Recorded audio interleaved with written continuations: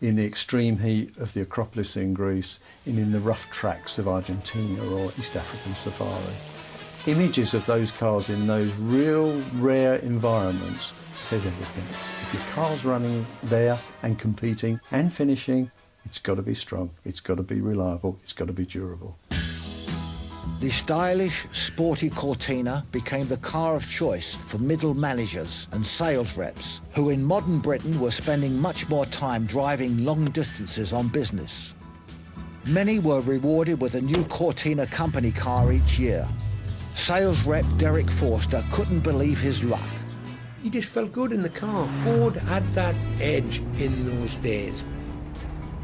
More people had cars, but they certainly didn't change them every 12 months. So if you're a company car guy and you're in that fortunate position, then you got the look of the neighbours because you had the latest Ford model, the latest colour perhaps, and of course a new registration to get heads turning. With each promotion, Derek was able to upgrade his model of Cortina until he finally got to the top of the range. You had a regular latest model, latest registration, latest colour, until one of the significant steps I got, I remember well, was the Cortina GT. I mean, that was again a pride and joy era. I had 3 of those models, a white one, a yellow one, and I think it was a purple one. Which you know, they were terrific cars. Ford was now confident enough to make a film that parodied all the old prejudice against them. This is a Ford. Well, what exactly do you mean by bad workmanship? Well, I mean, they're so tinny, aren't they? I mean, look. You know, I mean, see. You see? You see, and that was just with a sledgehammer. No. Ford made their cars even more glamorous by using the American practice of product placement, then perfectly within the law. With the Sweeney, they hit solid gold. I was very conscious that the Ford products had to be shown in a positive light. And I knew that when I put a car with a TV company, I had no control over that. So from the very start, I made up some rules. By supplying free cars, Ford were able to script the car's role. The good guys had to drive the Ford cars, and the good-looking girls had to drive the Ford cars. So in one of the most popular cop shows of all time, Ford cast their cars as heroes and rivals as villains. I also used to supply them not just cars for the specific characters, but there was always a couple of other cars that they would have, and usually the baddies would drive those.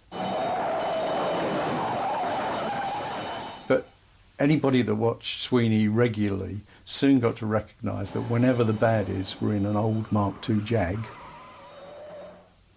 it was going to roll.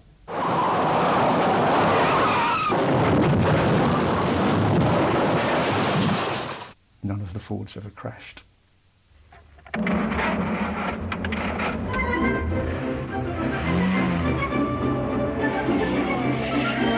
Television was also creating new motorsports like rallycross racing, and Ford were quick to realise they could use its heroes to promote their cars.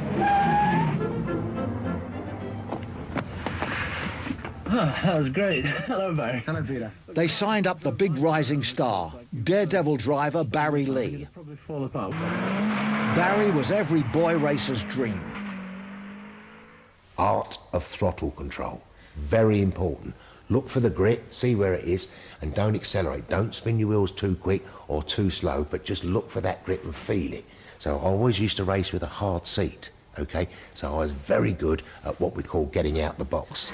You can see that Lee has got the latest style of all-enveloping crash helmets. When Rallycross won a regular slot on Grandstand, Barry had a bigger stage to play on. Very hard indeed. It was an opportunity he wasn't going to miss. Barry Lee has put up a tremendously fast time in winning that race.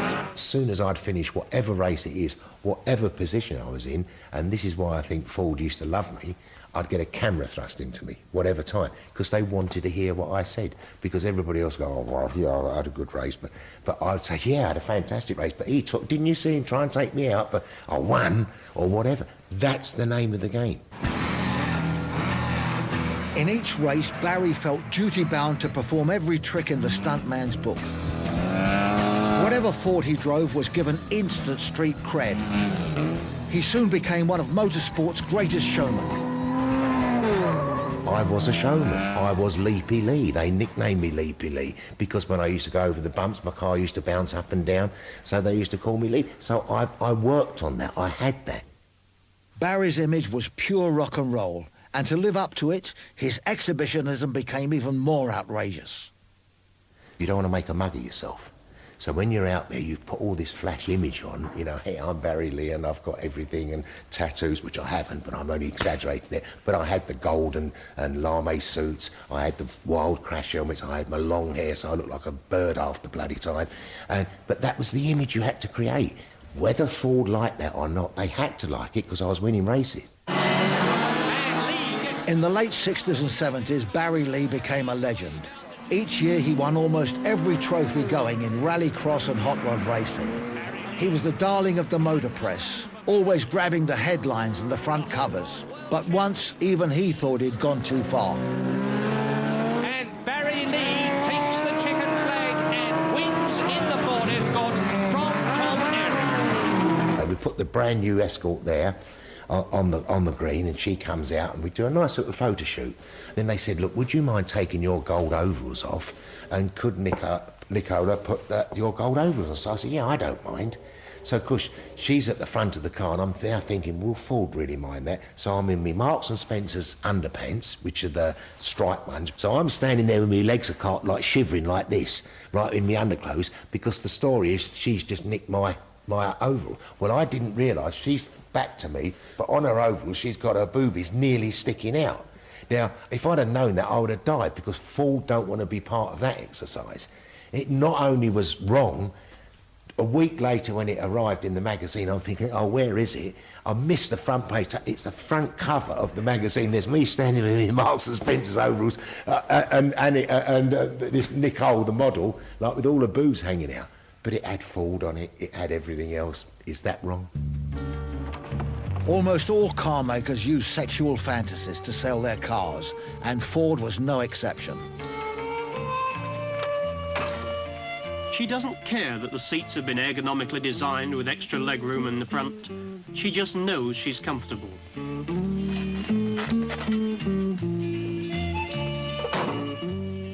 The idea of women as sexual accessories to their cars was even extended to their star female driver. I don't like to think that Ford hired me for my looks, but I suppose that was part of the deal. She doesn't care that the wider track and new suspension have been designed to improve the handling and reduce vibration. She only knows it's a really smooth, sophisticated ride. I think at the time I was so enthralled with the fact that I was racing for a massive company and being sponsored by them and winning races and enjoying my career. It was amazing. But I didn't realise to the full extent that I was being used, really, as a model. I took my motor racing seriously, but was asked to do a lot of modelling for different things, different reasons, draped over cars, smiling all the time, and I found it quite difficult because I wasn't a model. Ford were using me as a typical 60s chick, a sex object. I don't like to look at it that way, but and I didn't think of it at the time because I was so engrossed in succeeding in my motor racing, but I think that was the case, that I did attract a lot of publicity. Women were the eye candy used in every new car launch, but their work in actually making the cars was invisible to the outside world. The upholstery of Ford's car interiors, the choice and style of which was always a big selling feature, was largely the work of women. Even though it was a skilled and demanding job, the women were graded as unskilled labour and paid less than men doing similar jobs. Then, in 1968, Dagenham's women workers decided they'd had enough and walked out. We are on strike. All of you? All of us, all the machinists anyway. So yes. No car seat covers for Fords? No, not from us anyway. Well, just what are you striking about? Grading. At the moment we're B grade, which is a labourer, and we think we should have C grade, which is skilled labour. Ford's women strikers demanded equal rights to men and equal pay. Their campaign gained national prominence and the Dagenham women won huge popular sympathy. They decided to lobby MPs and their cause was taken up by Labour Party Minister Barbara Castle. Together, their campaign helped push through the Equal Pay Act of 1970. It was a historic victory.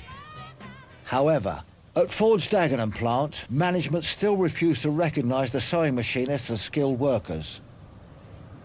But the women's spirit of resistance remained as strong as ever, as Henry Ford Jr. discovered. Henry Ford was coming down to visit. He wanted to see what conditions that the machinists worked in. So everything had to be cleared up. You've got to clean this up, clean that up. And so we had a woman sat at the front. We always called her effing Eileen. And because wherever you went, she was, you knew, you went past and you heard it. And so this particular day, as they come in the door, she's on the front machine.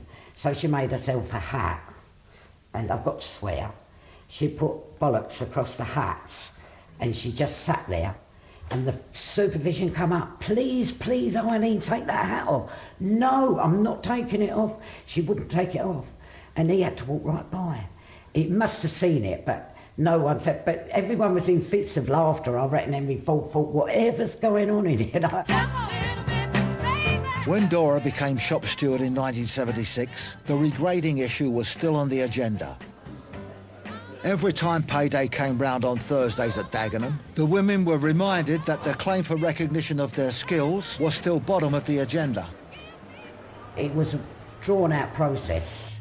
I mean, I think nearly every couple of years on the pay claim, that went in on a pay claim and just thrown straight back out, because it was women. Because I don't care what the men say, even the unions, it was all for the men, it weren't for the women. Dagenham's ultimate dream car was without doubt designed to appeal to men and their sexual fantasies. First launched in 1969, the Ford Capri became one of the most emblematic cars of the 70s. I had been with a vet the first time I saw it. The Capri's advertising slogan was, "The car you always promised yourself." It was a fastback coupe that looked and drove like a sports car. The baby boomer generation took it to their hearts.